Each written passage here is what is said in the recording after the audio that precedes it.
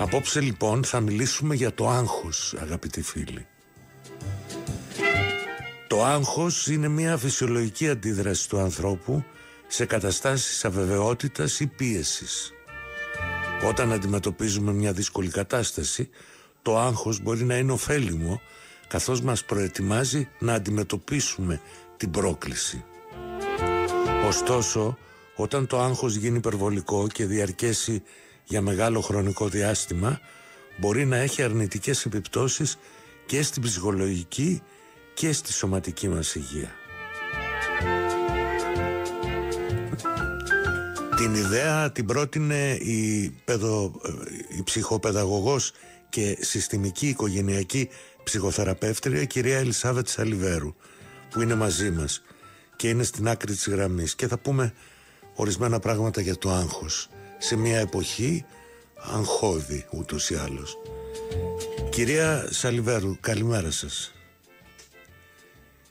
Δεν είναι στη γραμμή?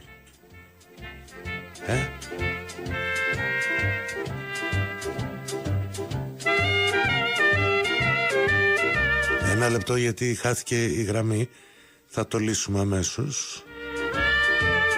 Συμβαίνουν αυτά στις ζωντανές εκπομπές. Κυρία Σαλιβέρου, καλημέρα. Καλημέρα κύριε Τσιλιμίδη, πώς είστε? Καλά, μια χαρά, εσείς? Ωραία.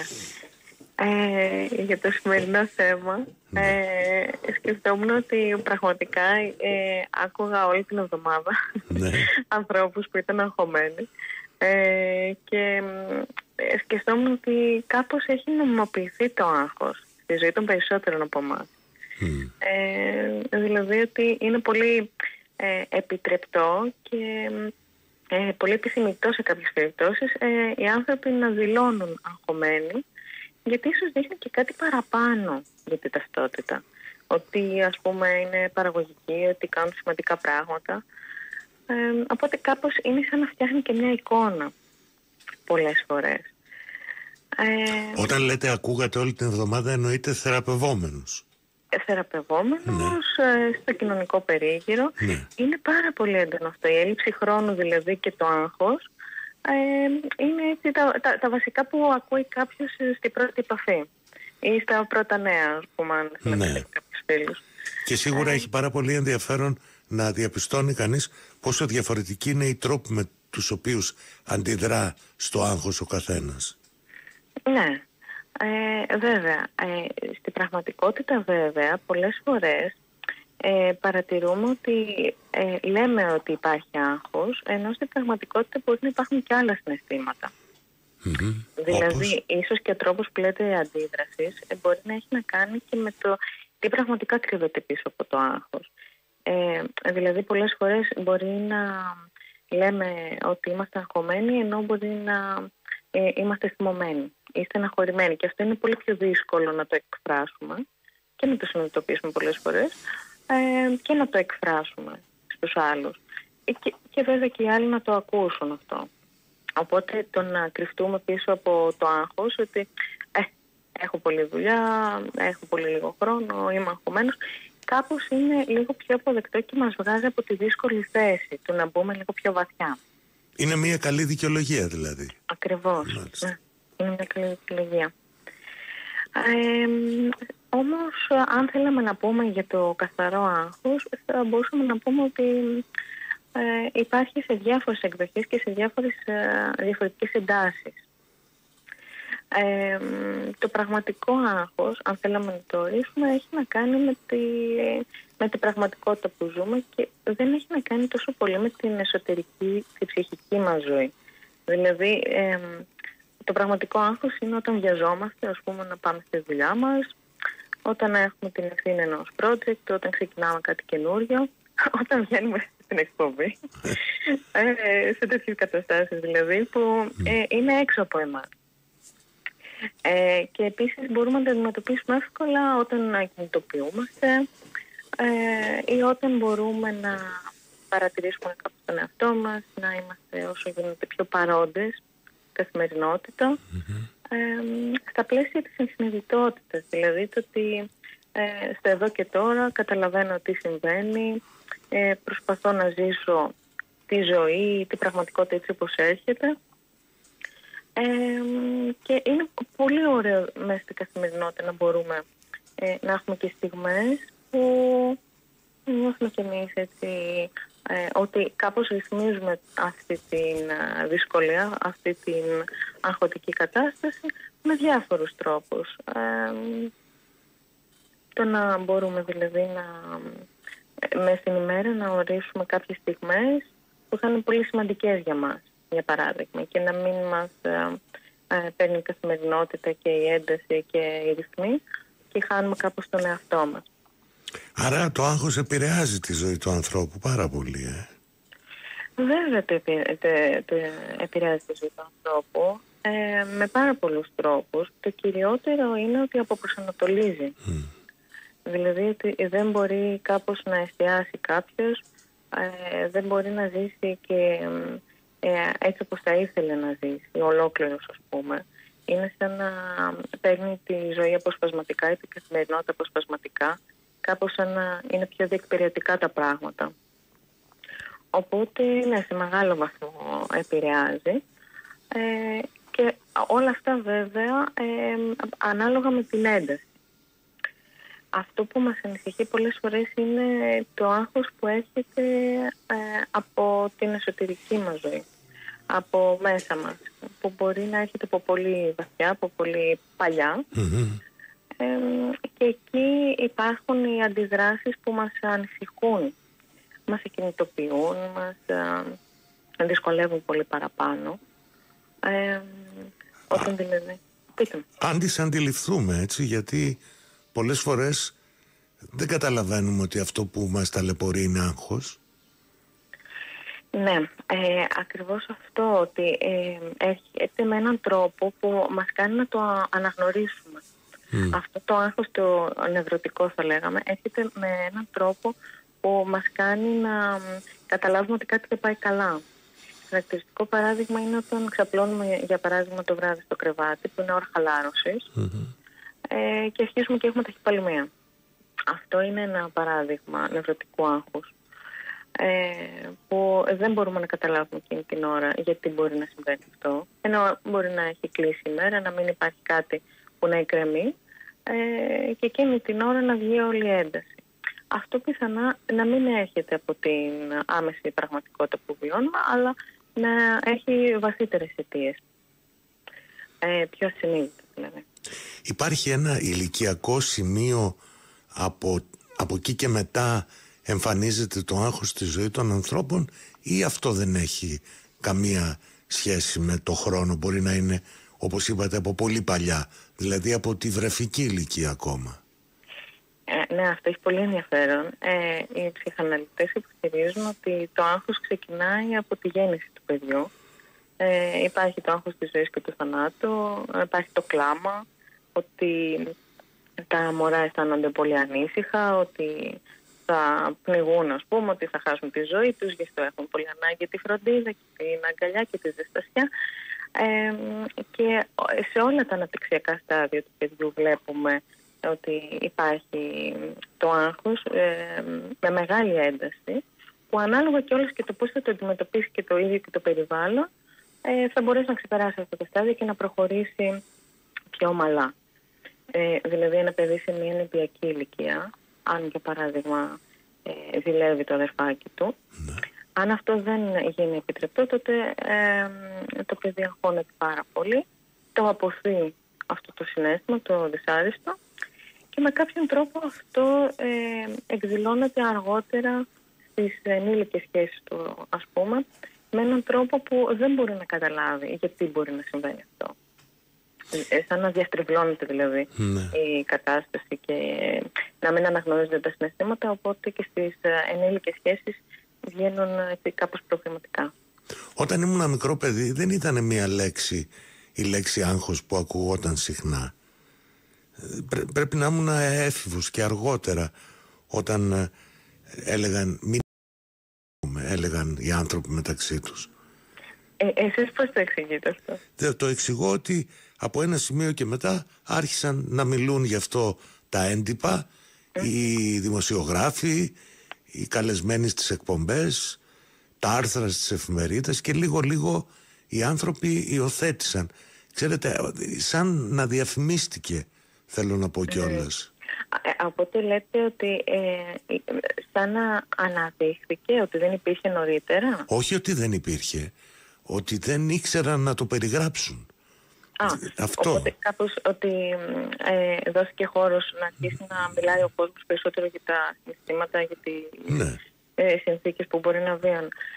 Ναι, βέβαια, αν μπορώ να καταλάβω, σίγουρα παίζει ρόλο και η αλλαγή στον τρόπο ζωής των ανθρώπων, από μια χρονολογία, ας πούμε, και μετά. Σωστό. Ότι ναι, οι άνθρωποι συνοδεύουν πολύ παραπάνω.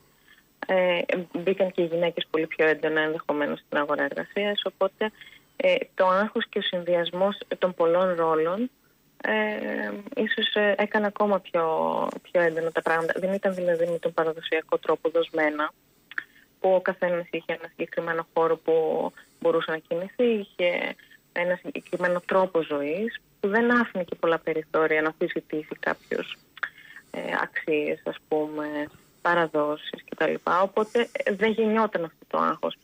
Όσο πιο ελεύθερος νιώθει ένας άνθρωπος και όσο περισσότερη επιθυμία έχει για ζωή του, όσο πιο πολύ αυξάνεται και το άγχος που βιώνει. Ναι. Αυτό δηλαδή πήγα να πω, ναι. Δηλαδή αυτό το ότι μπορεί κάποιος να αναστοχαστεί πάνω στη ζωή του είναι αυτό που λέμε το υπαρξιακό άγχος, που είναι πάλι μια εκδοχή, η οποία όμως ίσως είναι και πιο κρίσιμη, γιατί έχει να κάνει με τα βασικά ζητήματά μας, δηλαδή την ελευθερία μας, την ευθύνη, το νόημα, τη μοναξιά. Εκεί έχει να στοχαστεί ο άνθρωπος, δηλαδή να σκεφτεί πώς θέλει να το πάει εκείνος, πώς θα πορευτεί, τι φάσεις θα πάρει. Και αυτά είναι πολύ κρίσιμα ζητήματα. Συνήθως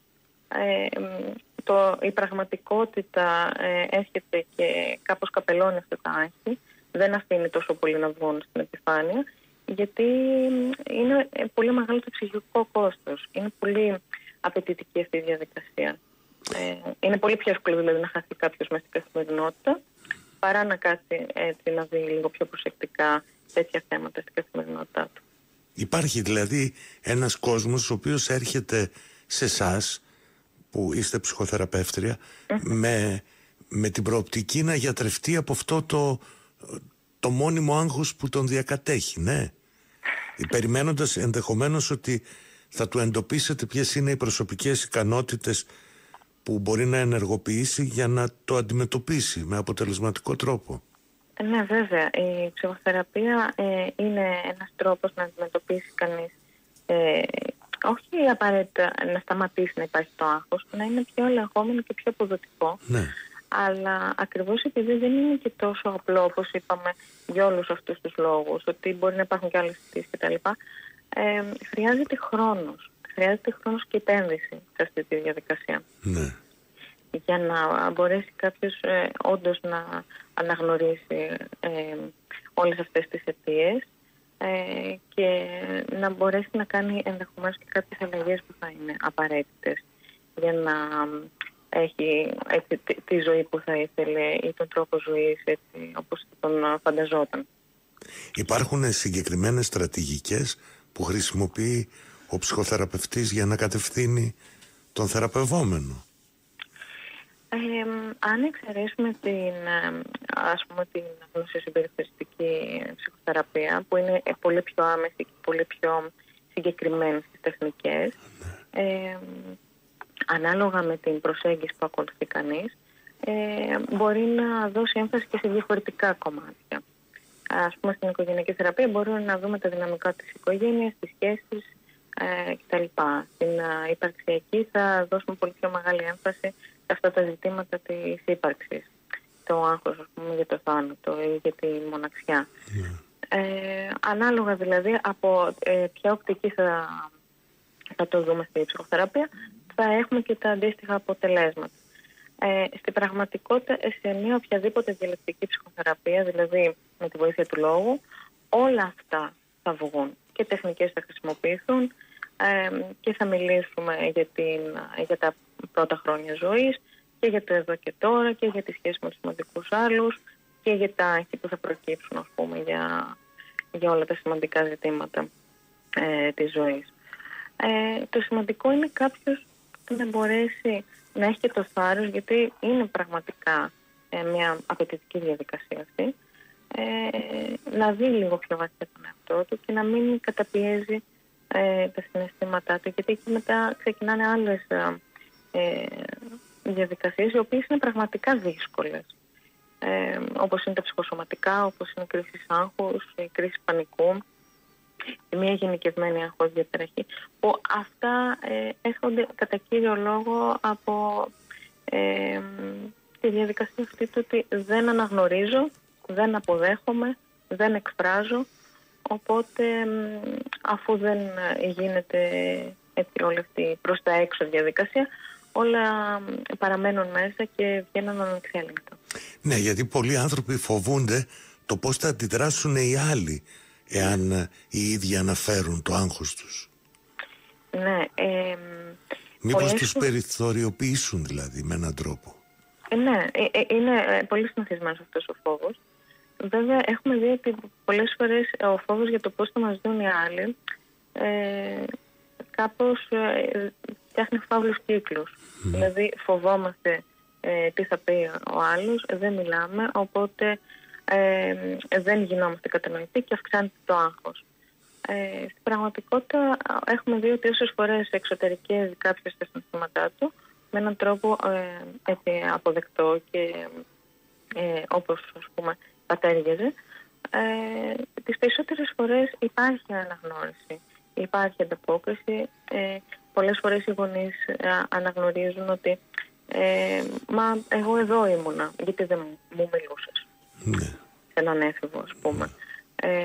Και στις συντροφικές σχέσεις μπορεί να συμβεί πολλές φορές αυτό, ή και σε φίλους. Μπορεί για πολύ καιρό κάποιος να είναι αγχωμένος και μόλις αρχίσει και μιλάει για αυτή την κατάσταση που βιώνει, να αρχίσει να καταλαβαίνει ότι δεν είναι μόνος του αυτό. Μπορεί να υπάρχουν πάρα πολλές παρόμοιες εμπειρίες και τελικά ο ένας να βοηθήσει τον άλλον. Δηλαδή και αυτό το κλείσιμο στον εαυτό, το ότι μόνο εγώ αντιμετωπίζω μια κατάσταση, είναι τελικά ψευδής. Δηλαδή βλέπουμε ότι όλοι οι άνθρωποι έχουμε κοινές ανησυχίες, κοινά άγχη, κοινές αγωνίες, οπότε να μπορούμε να τα μοιραστούμε μόνο προς όφελος μας είναι και προς όφελος των σχέσεων. Υπάρχουν πολλοί ψυχίατροι οι οποίοι ενδεχομένως προχωρούν σε φαρμακοθεραπεία, αλλά αυτό πώς το κρίνετε? Κοιτάξτε, οι ψυχίατροι έτσι και αλλιώς είναι και οι αρμόδιοι για να δώσουν φάρμακα. Καλά, ναι, φυσικά. Και κρίνουν αναλόγως την ένταση, τη φάση της θεραπείας, αν γίνεται θεραπεία, το πόσο δυσλειτουργικά μπορεί να είναι κάποια συμπτώματα. Η αλήθεια είναι ότι ο συνδυασμός, αν είναι δηλαδή πολύ έντονα τα συμπτώματα και χρειάζονται φάρμακα, είναι καλό ταυτόχρονα να υπάρχει και θεραπεία. Δηλαδή και μια παράλληλη διαδικασία, έτσι ώστε να ανατραπούν σταδιακά τα μοτίβα συμπεριφοράς και να υποχωρήσουν τα συμπτώματα, όχι όμως τεχνητά, αλλά σε βάθος χρόνου. Αλλά αυτό είναι μια πιο εξειδικευμένη συζήτηση, η οποία γίνεται και αρκετά εξατομικευμένη. Ναι. Ανάλογα την περίπτωση, από γιατρούς. Καλό είναι πάντα να υπάρχει και μια συνεννόηση με τους θεραπευτές. Μάλιστα. Σας ευχαριστώ πολύ, κυρία Σαλιβέρου. Να είστε καλά. Και εσείς, καλή τιμή. Γεια χαρά.